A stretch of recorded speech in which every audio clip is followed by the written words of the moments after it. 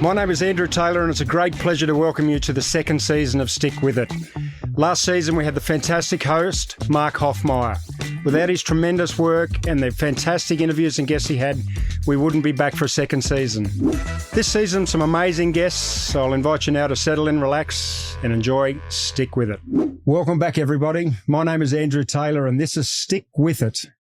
If you're a regular watcher or listening to our podcast, this one today is going to be a little different. We might say it is going to be a little bit drier than our normal human interest stories. Today with me in the studio, I have the AIPA scheduling expert, Anthony Mangan. Anthony, welcome. Thanks a lot, Andrew. Great to be here.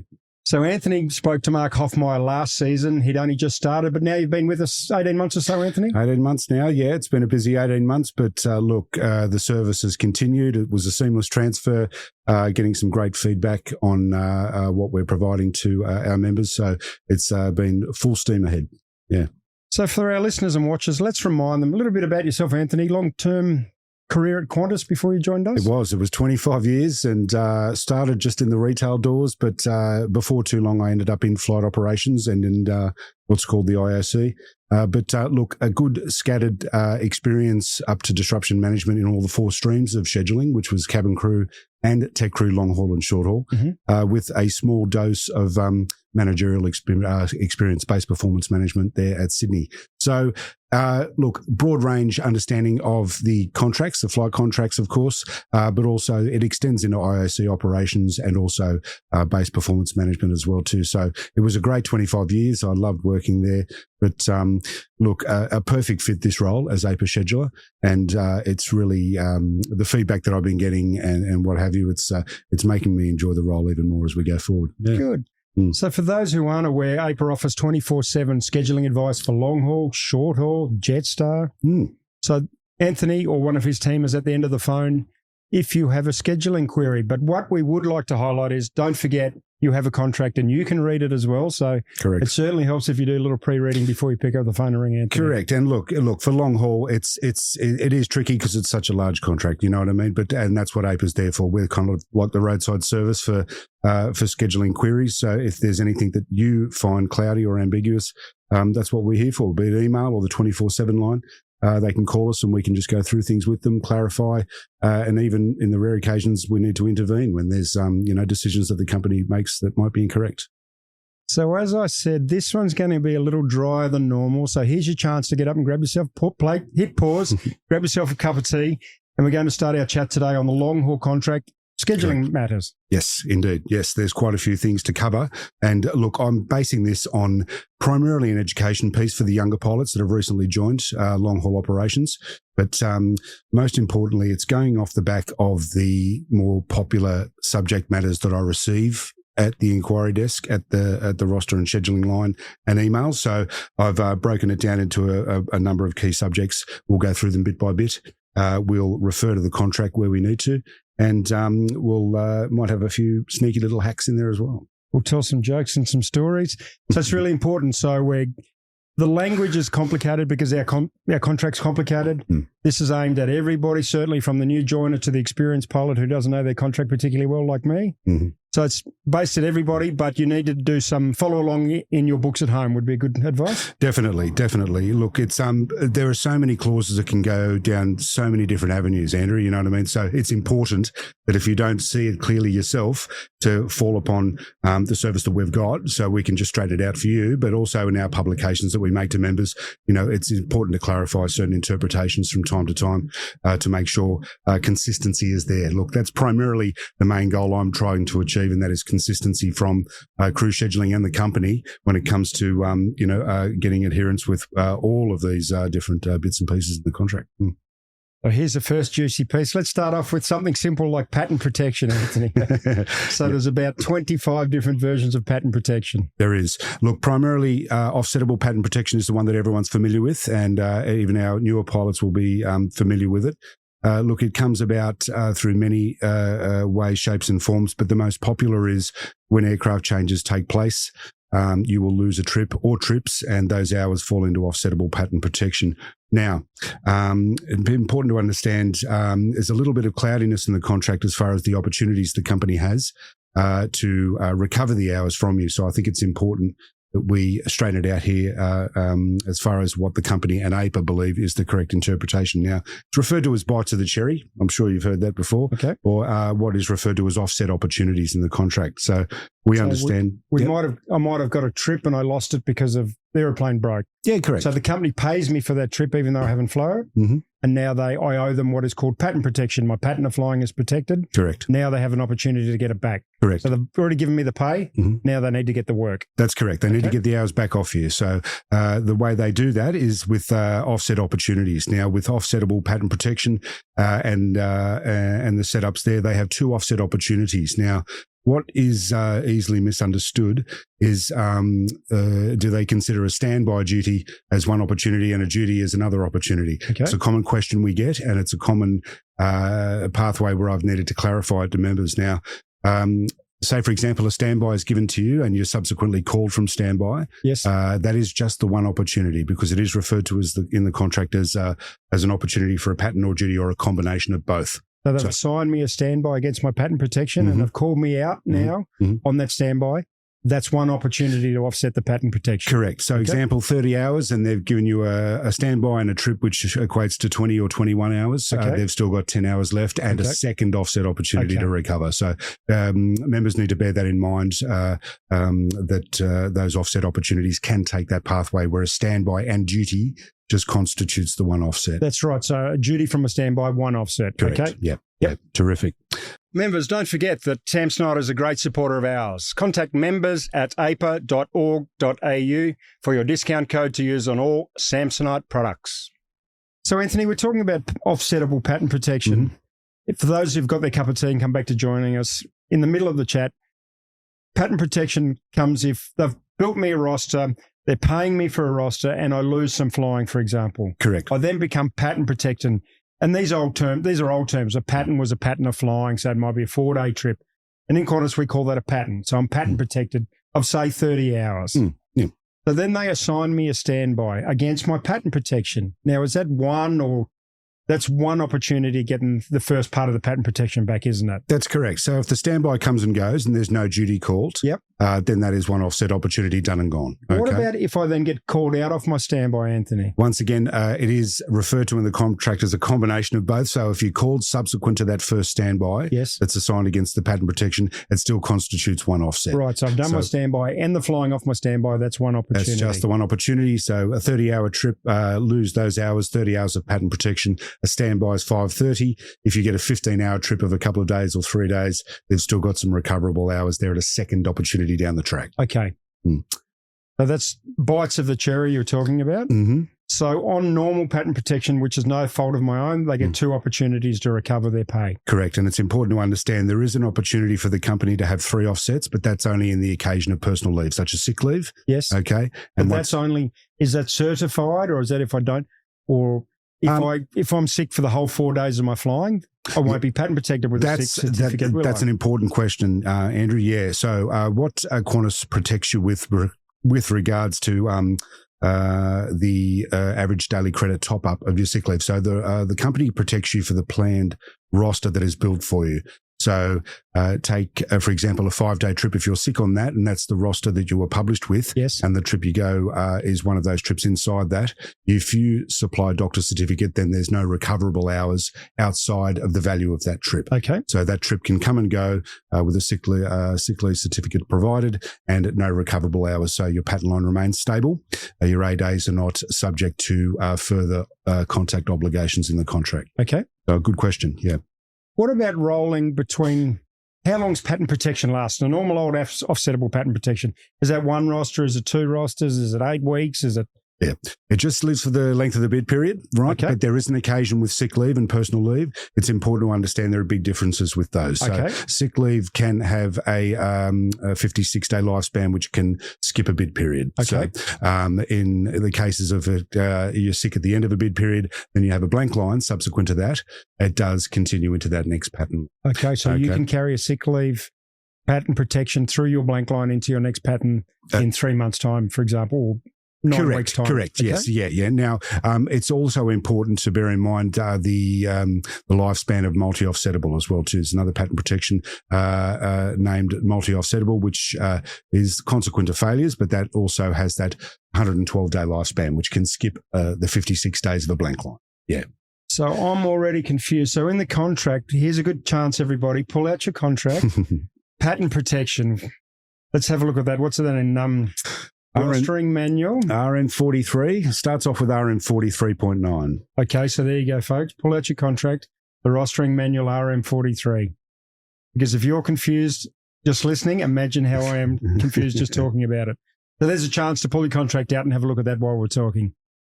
So what about then against patent protection, an offer of an assignment? Is there any duty there with straight patent protection, Anthony? Can they offer it? It takes so many pathways, and it gives the pilot some power as well too, as far as recovering the hours as well. Members can bid with their patent protected hours to gain a high priority. So in open time biddings, you can get a high priority by using your patent protection. Correct. And it's important to understand that when you qualify for priority 2B of open time, that in order to gain that high priority, the trip that you're bidding for must be of equal or lesser value. Now, that's a commonly misunderstood theory there, that if you've got 30 hours of patent protection and you want to get a trip worth 35, you are not priority 2B, as the trip is worth more. You fall into priority 8, which is bidding additional hours. Okay. So that's a common misunderstanding there. So to make sure you get the most out of priority 2B for bidding for flying, you've got to make sure that the trip is of equal or lesser value. Okay. Yeah. What about then, so if they... Remember in the good old days we used to play that game, we're offering you something against your patent protection. You go, no, thank you very much. That's very kind, but I'm not remotely interested. And then they go, well, they're assigning it against my patent protection. Correct. Is that still a thing, or has that disappeared? It is. No. The patent protection always takes the pathway of an offer assign. Okay. So the initial offer from open time is, would you like this trip to be taken? It's always no. It's always no. Yeah, correct. And dependent upon the resources, look, Andrew, if it happens at the beginning of a bid period, they might have other crew that they can move on to. So on the very rare occasion, if you reject an offer of a duty against the patent protection, they will say thank you and goodbye. And that's the end of the call. But in most cases, as we all know, the move from an offer will then turn into an assignment. And that's where, once again, it moves to a different part of the allocation table. And you've got, again, more clauses in your contract there to either accept or decline that. Yeah. And as I always tell anyone I fly with, always be painfully polite on the phone, because somebody's just doing their job. So correct. It's far easier to be polite than... Look, it's such a robust structure, the open time allocation table, and you're right. They can't make mistakes. It's there. It's black and white. They have to follow it from step 1 to step 15 with every trip, every standby, every sim support they get. So there's no room for ambiguity. You know what I mean? So if it's properly used by the pilots and properly used by the schedulers, I'll have very little to do as a scheduler at AIPA. But I think an important segue into RN 43.6.5 Andrew, and also our members. Yeah, of course. Yes. Now, accepting offers or assignments, you have the right as a pilot at that point of assignment. You can drop the hours, reject the pattern at the point of assignment, but it does come at a cost. So you do get the last say in whether you want to fly or not against those patent protected hours. But in the case of RN 43.6.5, if you do decline that assignment, it's going to cost you the hours that are involved in that patent protected occasion. So be wary about that if it's just a standby and you're dealing with 20 hours. If you knock back the standby at the point of assignment, it'll cost you the complete 20 hours of the trip, of the value of the patent protection. But if you had a hot date on Thursday night and you needed to be home, you can drop those 20 hours, and that then removes your contact obligations and you... Correct, exactly. At the point of you being made a patent-protected pilot, you've got the immediate opportunity to drop those hours. Okay. Now, that's another important question which does get misunderstood as well too, because the company were having their own misinterpretations as well. So at the initial point of becoming a patent-protected pilot, you can contact crew scheduling and inform them that you just wish to let go of those hours. Now, that can sometimes project you below MGH, but it does set you up for what is now referred to in terms as a personal divisor. Okay, so you can drop those hours, your MGH reduces with that. Now, with the reduction of MGH, you're now back to a stable pattern line, but a little bit less pay. All right. So you're not assignable time available. However, there's a few catches that our members need to be made aware of. So even with last duty free day calls, you might think that your pattern line's stable, but the company can assign you a duty on your last duty free day up to company max, priority 12. Yes. Or if the riot clause is out and there's no one anywhere to fly anything, you'll get priority 14. And that'll pretty much bring you into work no matter what your roster is projected at. But if you're doing a last duty free day call before an A day, if they need you, you're coming to work. That's really important. And there's a difference between last duty free day call on a pattern line and a blank line. And again, that's another topic we could spend hours talking about. But if you haven't had a chance, make sure you go and read that section also about contact obligations prior to an A day on a blank line or a pattern line. Exactly. There's so much with pattern protection, but primarily, look, for dropping pattern protected hours, our members can refer to RM42. RM43 goes through the various angles of pattern protections that are out there. But like I said, the more common ones we see with aircraft changes, losing of hours that way, and the majority of the pattern protected hours are offsettable. However, a few training displacements getting around these days as well too, Andrew. And of course, if you are displaced and lose hours from flying due to that, you're pattern limited. Now, a lot of the senior pilots will be familiar with this because it's happened to them frequently. But for our newer pilots, there's very, very limited opportunities for the company to recover those hours if it's pattern limited pattern protection. So I recommend, I believe that's 4310, RM 4310 of the contract. Very restrictive. They've got to recover those hours inside the original window of that trip that's involved. Okay. So if you lose a complete trip of 4 or 5 days, you have a contact obligation on each and every one of those days as you roll through of that trip that you lost. And as each day goes by, if they can't find suitable flying within that window, standbys can come up, of course, but they've got to be mindful of the fact that if they're using those hours, it has to end within the sign-off time of that pattern that you lost. So as each day rolls down the track with pattern-limited pattern protection, it becomes harder for the company to recover the hours and better for the members. So I think we'll take a short break there. I'll let you top up your cup of tea. I need to clear my mind because I'm thinking about pattern protection, so we'll be right back after this break. Don't forget to contact members at aipa.org.au to get a discount code for your new Samsonite luggage. Welcome back. I'm Andrew Taylor, and with me today is our AIPA 24-hour scheduling guru who's joined me with Stick With It today, Anthony Mangan. Welcome back, Anthony. Thanks, Andrew. Great. Before the break, we were talking about pattern protection, and that hurt my head too much, so I thought we'd slip into something more comfortable. I put my Ugg boots on here in the podcasting studios.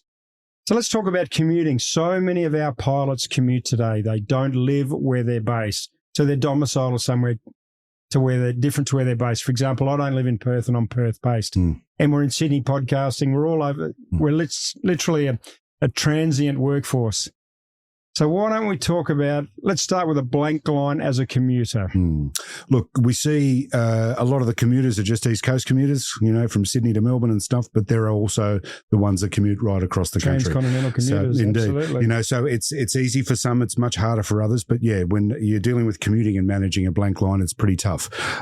Look, the most important thing from an experienced scheduler perspective myself, back in those days, I can only recommend to have the tightest line and the most transparent relationship with the crew scheduling department. So you pick up the phone and say, I live in Adelaide, I'm based in Perth, I'm about to start a blank line. I'm telling you, when I'm not in Perth, I'll be in Adelaide, for example. Exactly. Yep. The more crew scheduling know about you, the easier it is for you to manage blank lines successfully, because they're not out to get you. Like we mentioned before, they work to a robust contract that's very black and white. So the ins and outs of properly managing and getting the most out of a blank line comes with having a good and successful relationship with the crew schedulers. Okay. So we'll talk about a PSN aeroplane. So the aeroplane I fly has rotating seniority. So day one of the roster, they should start at the bottom and give the most junior pilot the standbys to start with. Correct. And for commuters, it's important for them to get consecutive standbys. We understand that. And a frequent question I get, how many standbys can I do? Yep. How many standbys can I do? Look, once again, there's nothing really in black and white as far as what the company can do, what CASA permits, et cetera, et cetera. There is a cumulative duty limitation in FD 6.4 of the FRMS. So that's another document worth having a that we live in. Definitely. So the FRMS rule set. Mm-hmm. So we're having a look at that. And then flight and duty time 6 point.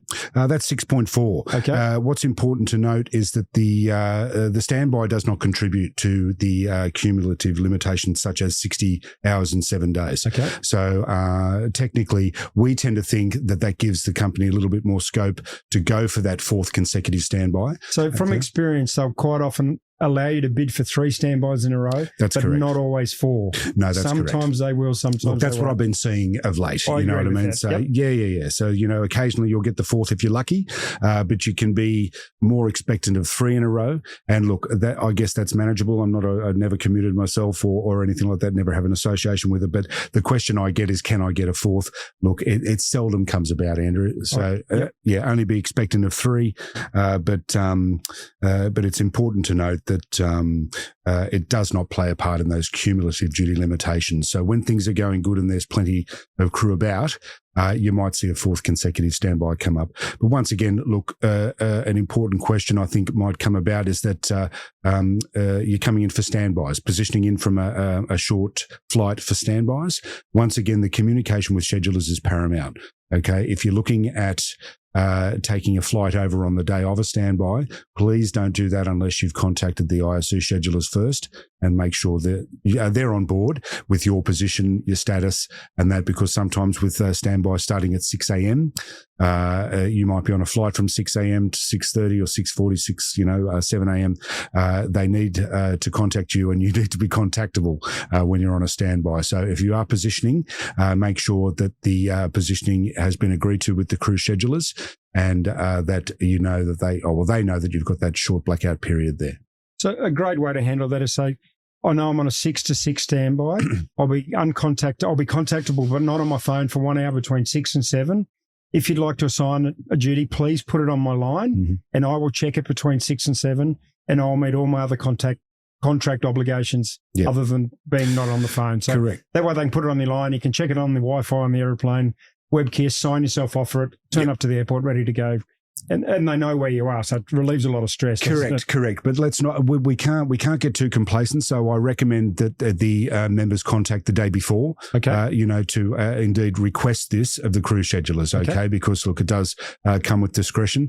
It's certainly not one of those things that I would check in for a flight and then just say to them, I'm getting on a flight and I'm positioning across, and I'm not going to be contactable for the next hour. So I would recommend making these requests with the schedulers the day before. And particularly when it comes to sitting the standby in your domicile for the full period of the standby as well. Okay, this all comes with permission from the schedulers.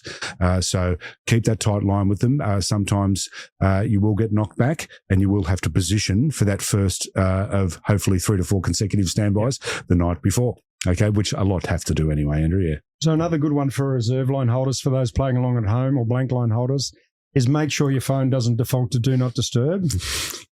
Or make sure it's on, not in flight mode, because you wake up 4 hours later. And I can't tell you when I was in the desk there. And look, it's very clear that when you're a standby pilot, you're contactable immediately. Yes. And look, in the IOC, you're solving problems which change shape every 5 minutes.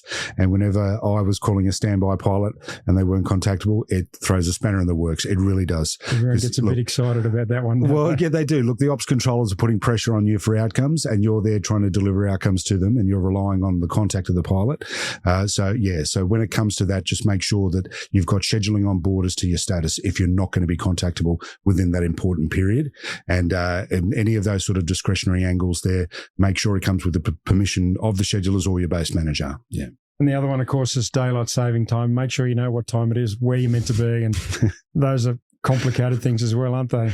Indeed. But look, I dare say when I was back in the role, I was always welcome to those inquiries because, look, a lot of the pilots would position on the first flight of the day. Yeah. And technically they're there with their uniform ready to go earlier than what a base position standby would be if you were to contact them at that earliest point to get them to work. So the key is just make sure someone knows where you are. It makes it pretty simple. Most definitely so, because, look, it's an important thing. You're dealing with schedules here. So you're required at the airport at a certain time. And if there's that short period where the scheduler can't make the decision and inform ops control about your whereabouts and a revised scheduled time of a flight, it's a letdown, and it probably could lead to other things as well too. So, just play the straight bat with the schedulers and you'll be fine. And I even think when you're commuting and something happens in your commute, airplane's cancelled, weather, the simplest course of action is always just pick up the phone and be very honest, isn't it? So I'm coming from Melbourne, I'm stuck, I can't get on. Look, indeed. And look, I'm seeing a lot of reactive phone calls where they'll contact me first up, in order to say, what do I do?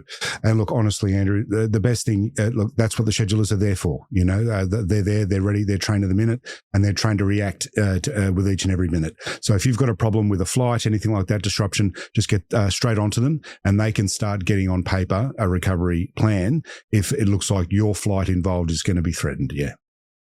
What about commuting on alternate PAX tickets, Anthony? Do we get lots of questions around that?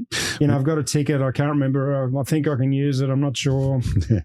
Is that a big part of your business or not too bad? Look, it's lightening up. It's lightening up. It used to be a very free-flowing arrangement. You know what I mean? Back in the day, old PAX, it's a great privilege and we never take it for granted, that's for sure. Absolutely. But look, back in the day, it certainly issues would go through to the keeper and there'd be a very broad range look at what's going on, whereas these days, things are a little bit more robust.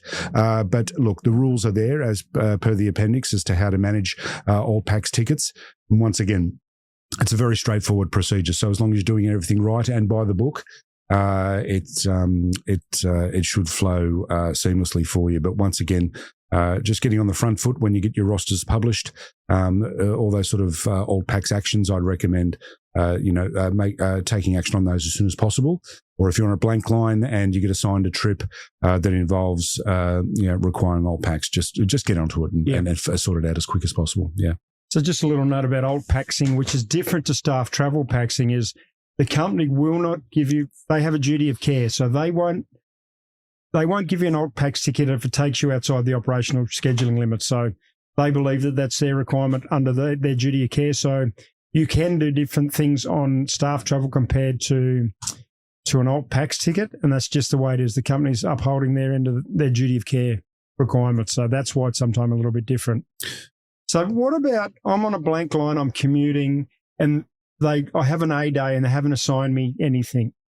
Can I clear that A day, get released, go home?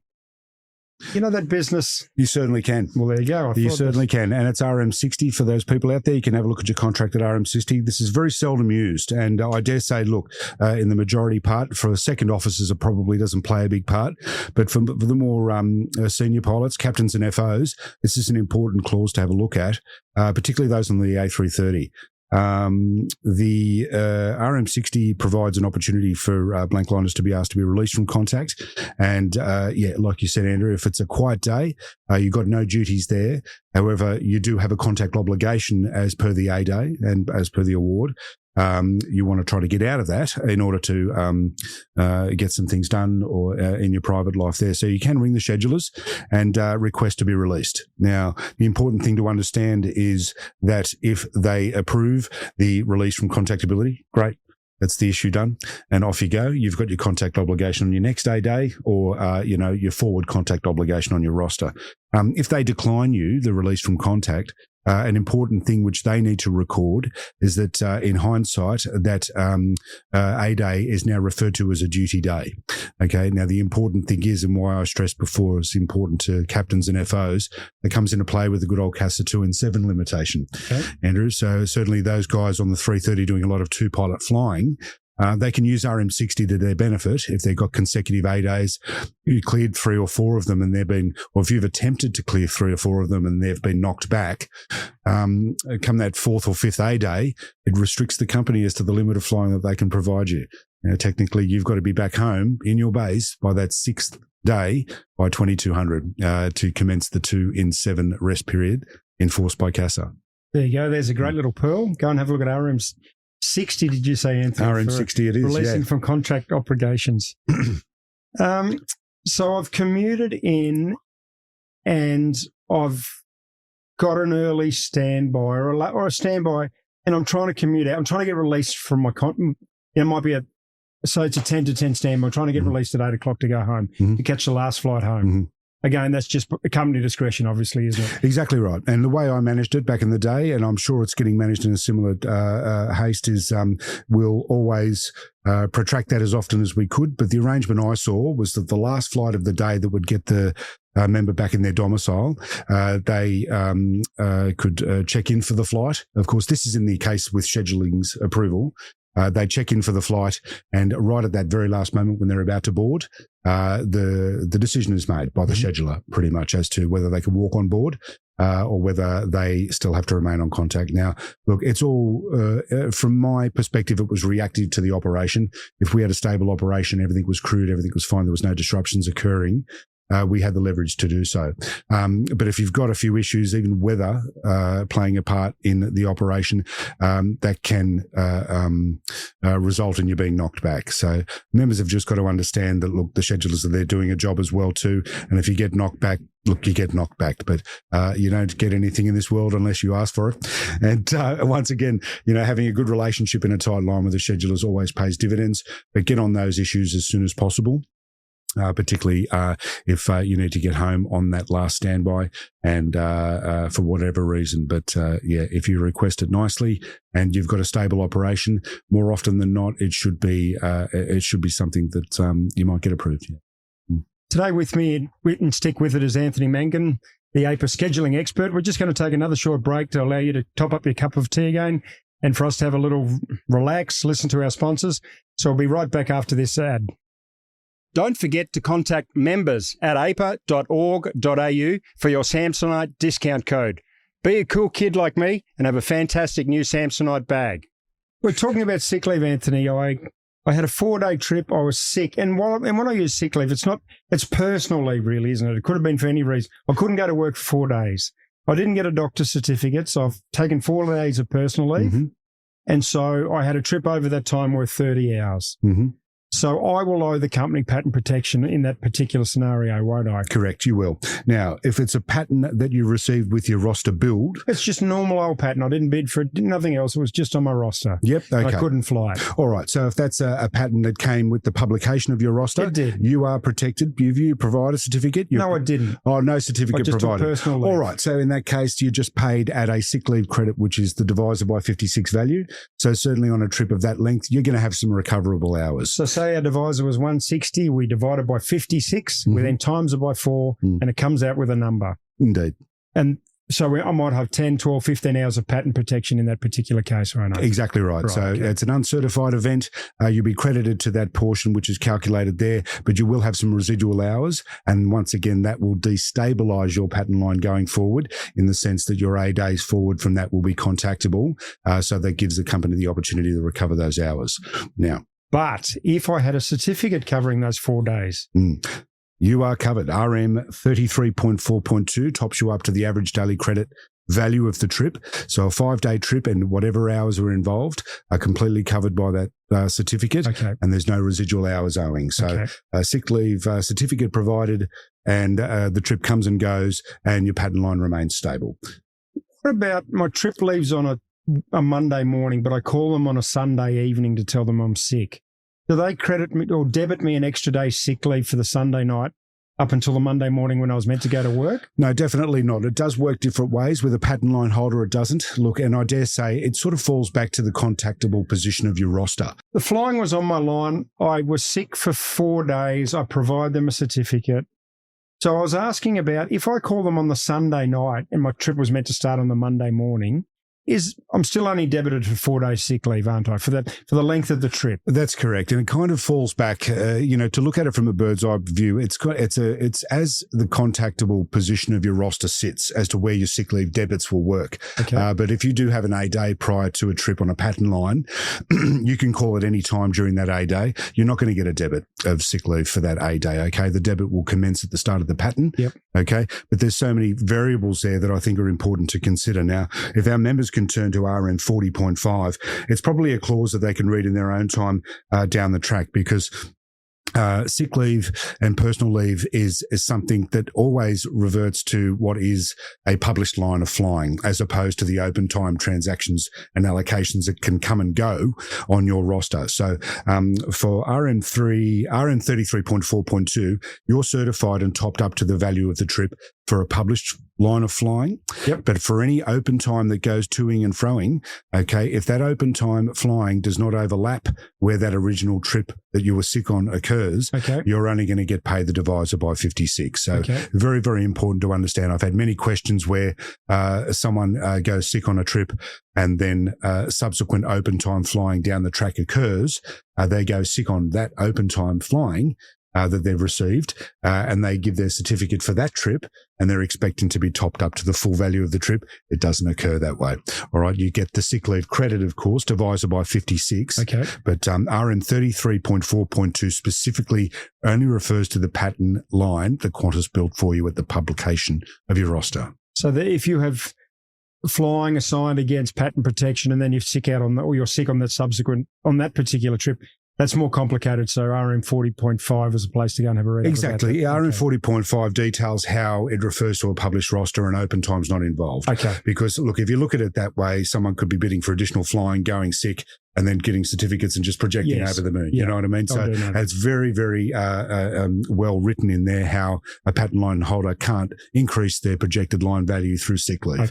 Okay. So it all goes back to the protecting the values of a published roster.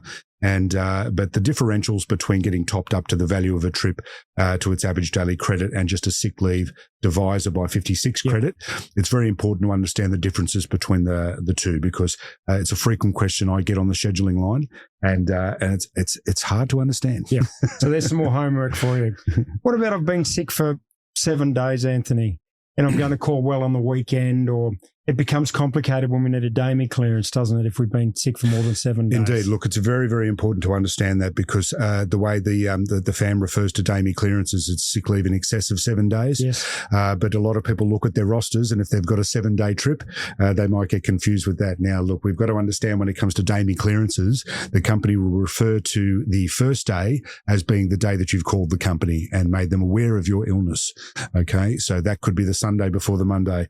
If you go sick on a 7-day trip, which occurs on Monday, however, you've called them on a Sunday, but then you clear from sick leave on the Sunday, which is the 7th day of the trip, you are still sick for 8 days and you require the DAMI clearance. So it's important to understand the differentials there. If that's still confusing for some, and look, it's always been a confusing point, give us a ring, send us an email. We can further clarify that. But DAMI clearances are sick leave in excess of 7 days.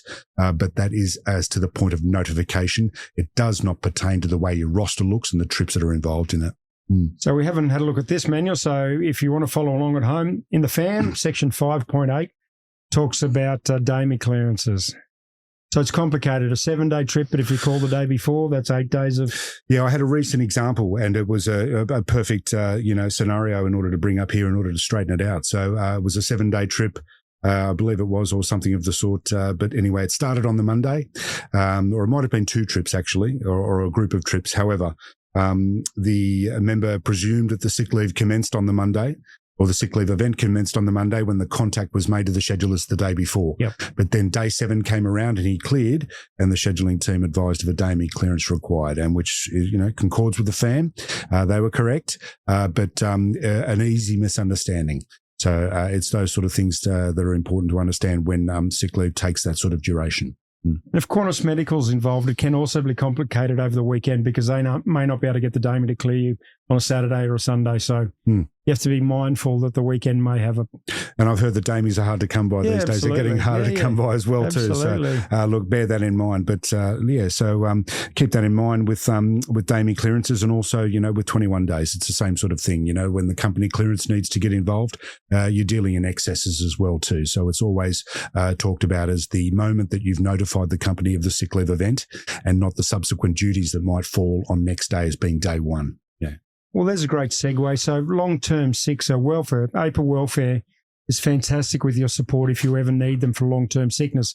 But I'm sure, so welfare comes to you and says, Anthony, we've had a member that's been sick for 30 days or 40. Then you're able to provide some advice on the process of what they'll need contractually to get themselves back to work. Exactly. You know, the long-term sick provision there in the contract is fairly straightforward, but there's also other questions that come with sick leave or anything like that, or just rosters in general when a sick leave or welfare event takes place. So I can use my scheduling experience just to assist from my part on getting questions answered as to what to expect with your roster, what to expect from base moving forward, in them managing you through the event. And so once again, we to and fro between each other, but always welcome to help with those sort of scheduling angles on welfare issues. Yeah. So long haul consultative, as we said, we're going to keep just firing out the topics as I think of them. So we have a couple of our members that we have consultative once every bid period. You go along to that with Justin and Grant. Yep. We've also John Pavlu's there as well too for long haul. And basically that's the opportunity for the association to hammer out any issues of contention or ambiguity in the contract with events that might have turned up in that bid period. So it's a great opportunity to get things straightened out. Because it's such a big and strange. I won't complicated. Say. Yeah, complicated is the word I'm looking for. Strange, thanks, Andrew. but it's complicated. Yeah, you call it strange from time to time because sometimes it befuddles you as to the way interpretations can be made. So, but look, we meet, we hammer out the issues of the bid period, and some of them can deal with individual scenarios. Other can deal with patterned events that are occurring, patterned behaviours that are coming from various parties, but at least we've got that regular catch up where we can discuss issues and bring them to outcomes, so there's no confusion going forward. Well, things like we had complicated issue going on in London when there was you and I, there was John Pavlo. All of us got involved to try and get to the bottom of it, didn't it? So the AIPA team, we all come together when it's complicated. Exactly. To work out exactly, to protect our members, basically, isn't it? Exactly. Obviously, right. We're trying to make sure the flying gets done, but we're always trying to protect our members. So we've had a return to blocks in Los Angeles. The aeroplane's broken. We're back to the hotel during a disruption. There's no rooms, Anthony, I'm sorry. Once again, here is something that needs to be brought to the attention of the IOC. You know, the IOC have got stakeholders there in CJM, the customer journey managers. I think that's what they're still referred to. But they certainly deal with disruptions with passenger bookings and what have you. But what's important for members to understand is that AIPA has a short list of suitable accommodation for pilots when they are returned to accommodation and there's capacity issues. So if there's any queries with duty travel, you're checking in and there's no room for you, don't make a scene with the hotel or this or that or the other. Make straight contact with scheduling and let them know. And it's up to the scheduler and the stakeholders in the IOC to find a suitable accommodation that's according to the protocols of AIPA's hotel policies there. And it's really easy for the captain, the senior crew member, to handle things like that because, they do listen when we call, somebody will listen. Yes, indeed. Hopefully so. Yeah, it's not always the responsibility of the most junior crew member. No. Quite often we encourage a senior crew member, can you please sort this out? And it's part of it. You get a lot of patterns of one as well. Yeah, too. That's you know what I mean. Absolutely. Yeah, definitely patterns of one. And a lot of the queries that I saw is just individual pilots that turn up unexpectedly because the proper administration hasn't been made. And look, it's a genuine oversight, genuine error. We understand that. But what is important is that it's a quick turnaround time as to the turnaround and repair of the issue. That's right. Rest is important. So we need to get on to finding a room. So what about modern technology? Well, for some of it's modern technology. SMSs. So the company sends me an SMS with an offer of some work, Anthony. So Bing, would I like to go to New York tomorrow? And the answer is always yes. Is there a protocol, or is it like Sail of the Century, the quickest on the button wins, or is there a protocol around the SMS? Indeed. And contact? People, we all would be familiar with it's priority 10 of the open time allocation. And look, there is a very strict process as to when it comes to that. Like, so obviously the company can't assign it just through the regular So open if I'm time the first provisions. on the line, I don't necessarily get it. No, definitely not. Look, it's if the company has a trip drop into the vacancies and if we're within 2 days of the operation, so they're in the late open time window. Okay. If the trip drops in there and someone rings up and they haven't sent a text out regarding that trip, sure, it can go to whoever they desire. Okay. That's where the differential stands. Okay. But when they send the SMS, it's important to understand that priority 10 has been invoked by the company and there's a proper process to follow there. Now, if we refer to RM 66.2, Okay. it'll detail that process for our members. Now, let's say, for example, they can't crew a flight. All blank liners have been used, all pattern liners, no pay protection, nothing at all. They're at priority 10. Okay, they set the details up in a text to members, people participating in the bulk SMS list. Yep. So everyone's been made aware of the trip, its values, when it comes back. Now, the first hour is the collection of phone calls of willing participants who want to take the trip. That's the first hour. The second hour is for the job of the open time senior to then determine the senior bidder for it. Now, it's important to understand we don't perceive the company can then backtrack in the contract or the open time allocation table and then allocate that at a lower priority. So if they've selected open time priority 10, that's the rules I've got to follow. It's got to be a priority 10 allocation. Okay. So that's correct. So the first hour is a collection of bidders. The second hour is to allocate those bidders into a line of seniority. The senior pilot gets it. It's as simple as that. Okay. We had an instance where, priority 10 is used, a text is sent, they collected the numbers, and then the allocation was made further back in the allocation table, priority 2B to be exact. Okay. We don't consider that to be the proper way, and RM 66.2 properly defines that when a text is sent, it's got to be allocated to seniority once the bidders are in. AIPA members, get your Samsonite nav bag like me. Contact members at aipa.org.au for your discount code to use on all Samsonite products. Welcome back to Stick With It. These are going to be some rapid fire topics that Anthony desperately wants to share with you. So Anthony, I'm going to hand over to you. You've got just a few moments. Let's talk about balancing of hours on a blank line. Balancing hours on a blank line. Look, we try to get the company to respect a bit of seniority in priority 6. Okay, we understand that they've got the opportunity to balance hours in priority 6 and priority 7 of open time. We are pressing for members to get the company to just respect seniority a little bit more in the early weeks of the bid period. In order to allow weeks 5 to 8 to be where priority 7 and the proper balancing of hours to take place. We used to balance hours in weeks 7 and 8 easy. So, so we are working on getting some better results there with the balancing of hours in priority 6. I've got my simulator, my cycler coming up. That's tomorrow. What's a little hack there to protect my cyclic tomorrow? Yeah, and this is for our newer members as well too. So it's RM 34.3, subclause A.